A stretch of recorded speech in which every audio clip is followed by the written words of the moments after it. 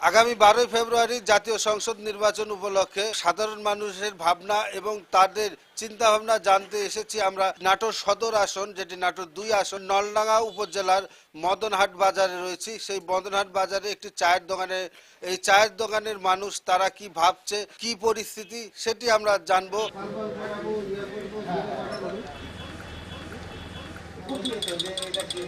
শিক্ষা, স্বাস্থ্য এসব উন্নতি যারা করবে তাকে আমরা ভোট দেবো, যে কোনো যে দলই হোক। দক্ষ ব্যক্তি চাই যার দূরদর্শিতার দ্বারা এই শিল্প কারখানা এবং ইন্ডাস্ট্রি উন্নয়ন হবে। বেকার এদের চাকরির যাতে দিতে পারে, মানুষ চাই যাতে রাস্তাঘাট যাতে করে দেয়। ভালো চিকিৎসা নাই, রাজশাহী দৌড়াইতে হয়, হাসপাতাল ডাক্তারখানার ব্যবস্থা করে দেয়।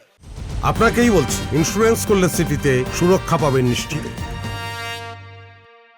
ভালো স্কুল নাই, কলেজ নাই, যেই আসুক ভোটে সেই ব্যক্তি আমারে এটা করে দিলে এই প্রত্যাশা। জয়যুক্ত করব যে আমাদের সকল বিষয় দেখশন করে, যেই মানুষটা পুরো নাটোর সদরকে, নাটোর জেলাকে যেন উন্নত একটা নাটোর হিসেবে গড়ে তুলতে পারে। পর্যটন কেন্দ্র, বড় একটা শিল্প কারখানা প্রতিষ্ঠিত হোক। বিশ্ববিদ্যালয় নেই, ভালো মেডিকেল কলেজ নাই। নাটোরকে যে উন্নয়ন করবে গোটা বাংলাদেশের কাছে, এমনকি গোটা বিশ্বের কাছে যেন আমরা পরিচিত হতে পারি, সেরকম একটা প্রার্থী আমরা চাই।